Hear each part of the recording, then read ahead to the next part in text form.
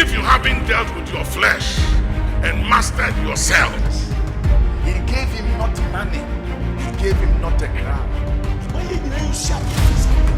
Everybody knows in town. That's people know about you in politics. There are most of our ladies, the reason why they give it to all kinds of foolish people, they are under pressure.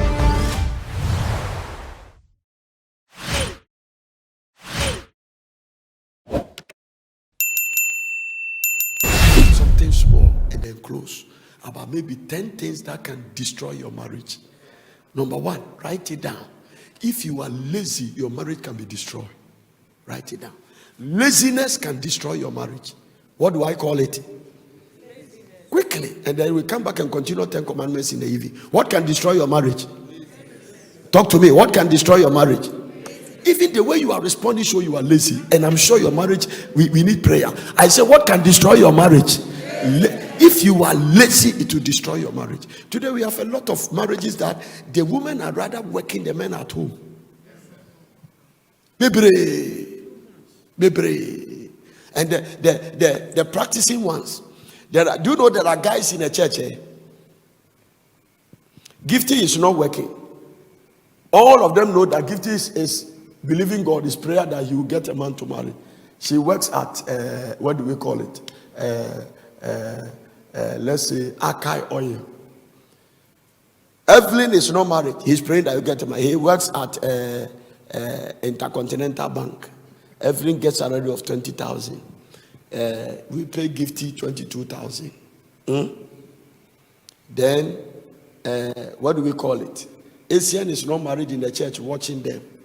Asian go and propose to Gifty. He also proposed to Evelyn. Every month, this one give him 5. This one give him 5. 10,000 kusu. He is not working. Do you know, I find out there are guys in the church, they propose to some number of girls. The girls give them money and they don't work. And they hit the girls their head together. And they chop them on. At the end of the day, they tell them that. If some of them even work with them and chop their money and tell them that I never told you. And some of you too are so immature, and let me use a word if you permit, because it was used by Paul foolishly, to let them play on your emotions. By the time a guy sits in your car, you give him money, you go and come, and you come so close, you go to his house and that, then he's going to say that I have not opened my mouth to tell you. And because he has not opened his mouth, he escaped through that window. So you should be able to come and instead of come and say that I don't like the way you are getting close to me. I think you are playing on my emotions. We are not in a relationship. Can you stay a little apart? And somehow, whilst they were close to you, maybe another serious guy was interested in you, but because of your closeness, everybody thought you were going out. And one day comes and say, did I ever tell you I'm going to marry you? Answer that question. And we come out that he didn't say it. Like if it's not happening, I'm telling them, it's happening. It's all over. Wasting your time, and you are there. Don't be lazy. Are you getting what I'm talking about? Number one thing that kills marriage is lazy, because you know something. If the couple marry and one becomes lazy and one is working hard, the other one becomes tired. So many, a lot of them. When I went to US invasion, most of the ladies will come to me and they'll tell Papa, I am the only one settle all the bills. And America is not like Ghana. America, nothing is free. In Ghana, you can knock your neighbor's door and collect salt. We don't ask for salt in America. You cannot your neighbor go and eat. We don't do those things. Whatever you are doing, you must work to live. You must earn a living. That is how the country is designed. In America, in 24 hours, certain states you can become homeless. It means that if the man comes and you are not able to pay your rent and pay this, immediately you can become homeless. You can become homeless in 24 hours. You take your things and you are going to sleep under the bridge. That is how the country is designed. It doesn't permit you to become lazy. That is the system. Laziness can kill and can destroy marriage. Also, a lot of marriages are destroyed because somebody has decided not to work hard. It takes hard work. It's not everything that works with receiving anointing. Part of the keys for prosperity is hard work. Abraham was hard working. Isaac was tireless working man. He saw in farming. Jacob was a committed worker. During famine, he has enough money to send his family to go to Egypt and buy food. Is that the way a lazy man operates? Isaac dig a well, they fill the well with earth. He dig another one, they fill it. Tireless worker. He will never accept no for where he's going. You will fill the well, you won't fight you. He's digging another one. If your well is dig, you start and you fill it, you start crying. Yeah. The fact that you have lost your job in coronavirus, that's not mean you should sit down and cry. Who said there are no jobs? There are jobs. One guy, I heard this testimony from Nigeria, went to his pastor and said, Daddy, you have to pray for me to get a job. Say, get away from here. You know those Nigerian pastors, some of them, they are no nonsense people. A job for who should get a job? And he said, Papa, I've completed university master. So what? I can get you a job. You see that traffic over there? There is a guy say coconut. He has stopped. Go and say coconut. He said, Daddy, I have master degree. He said, eat it. Eat your masters. Go and take it and eat it. Get away from my office. You came here to pray for you for a job. I've shown you a job. You are talking about master's degree. And he told him, he said, listen, which department are you? If you don't go and say coconut, you don't come here again. You are fired from that department. And you are cursed. See, wake the guy up. No, Ghana, you can't do that. They'll go there, try to go find another church and go. The guy went to see some people and gathered coconut and went to stand there. Went to see another guy who said coconut and taught him how to. She was standing there in the traffic. People will be shouting, catch it. Are you a coconut seller? You are not fast at all. Do the thing fast and cut it. One day, she was at the traffic. One man was coming, cut the coconut. Give me 5 quickly. Give me 5. And then, while she was talking to the man was speaking, he said, you speak very good English. A coconut seller speaking English like this. Wow. What was that? And the traffic gave green. The man said, I like the way you speak English. Throw his, what do we call it? Card. And he said, call me. He called him, they called, the man will not pick it. Finally, after 3 days, the man picked the call. I said, who are you, sir? And then he came and said, oh, sir, I am the one, the coconut seller. Oh, yeah, that young man. You speak very good English and you say coconut. I mean, I gave you my card because I wanted you anytime. Can I show you my office so that you bring me coconut and stuff? So I'll do that. And he said, but you speak good. So he went to say, you speak very good English. I like the way you speak English. What happened? He said, oh, I have my master's degree. Masters in what? He said economics. And he was telling coconut, he said, I don't have a job. He said, go and bring your CV. Bring me, let me see. He looked at CV, he said, what? He called the manager and said, we are looking for an accountant. Look at this guy. He said, let him start work tomorrow. They put him there. Now hear this. He has to get a job, but it won't come by writing application.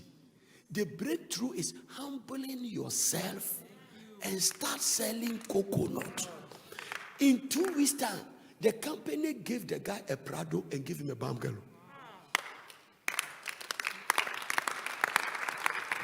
You see the way you are not clapping? Because to you have to write application, then you go and dress, and then you wear your wig, and you get makeup, and you are going for interview. No interview has gotten a job. 2 weeks, he is driving a 4-wheel drive. In no time, the pastor said he became the chief chartered accountant of the company, big oil company. And he started flying abroad. Brought his pastor an offering. The pastor put him on the platform and said the testimony. Laziness will destroy your marriage. You must be concerned. He said, I lost my job in the virus era. You are not the only one. You are not the only one. Many people, it's a global attack. It is not an excuse for you to stay there. You won't marry to work. Let me tell you something. That is why I like what Dr. Masmuro said. Love starts the marriage. It's not love that makes marriage work. It's knowledge. Knowledge. And I'm adding another one. Hard work. Hard work. So if you are lazy, you will destroy your marriage.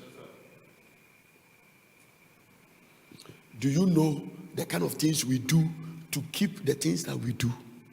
Do you know yesterday the time I slept? Do you know the time I wake up and pray?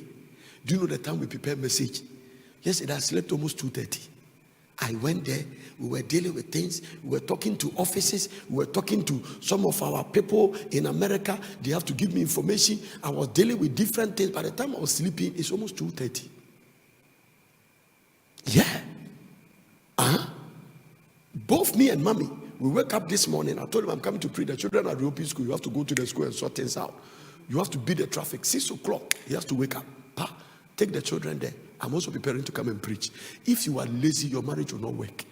Many marriages has been destroyed because either the man or the woman is lazy. Receive grace to come out of laziness. No, I know you would say amen, but I say receive grace to come out of laziness. Now, number 2, if you are suspicious of one another, the marriage will be destroyed. Suspicion will destroy the marriage. It means that in the process of getting married, if you want to have a sound, godly, sound, peaceful home, you must trust one another. It's in the book of Genesis chapter 2 verse number 15. Let me get it. Genesis chapter 2 verse number 25. Genesis chapter 2 verse 25. Are you with me? Amen. Everybody say suspicion destroys marriage. Genesis chapter 2:25. Everybody, let's read it. Look at the script. Look at the screen and let's read it. Ready, go. The man and his wife, the first parent God created, Adam and Eve, they were what? Both of them were what? It does not only mean without dress, it means that they were living in absolute transparency. Nobody has anything to hide. If you marry your partner, I heard this thing from one man of God in Nigeria, was saying, he said that a guy suspected his wife so much that when the woman came from work, the woman to enter, you came from work, your husband to say, honey, welcome, remove your panties. And the man began to examine her whether somebody has slept there. How? The foolishness. When you examine, what will you find? You think these women, if they are a smart girl, don't you think they know what to do? Huh? Don't you think they know what to do? Ask them. They were akpa before they came to church. Oh, they were very, very smart. Very smart. You are talking about examine after 1 hour. Some of them, they have 2 boyfriends. One of them appeared at 10 o'clock. He left at around 12. By 12:15, the other one was coming. The second one will not even find out something has gone on before he was coming. Ask them, they will tell you. Because of hypocrisy, they can say foolishness in the highest level. Suspicion is killing marriages. A lot of the Christian marriages, the woman suspect the man. You take your husband's phone, examine the phone. What are you looking for? My grandmother said, sometimes don't go and open up something you don't want to see. Leave a grandchild. I told you that what to make marriage work is spirituality. It's spiritual. Suspicion. Unnecessary suspicion. There are people in the church, they are always accusing their wife of something that the woman knows nothing about. It's there. You destroy the marriage for nothing. Destroyed. They were naked and not ashamed. It means that the key of trust is a strong weapon to make marriage work. Marry somebody you trust. And if you don't trust the person, develop the grace to trust the person. Because when distrust comes there, it will destabilize the matrimonial home. No. Look at what a woman did and died. The husband was going for a meeting. She was just driving.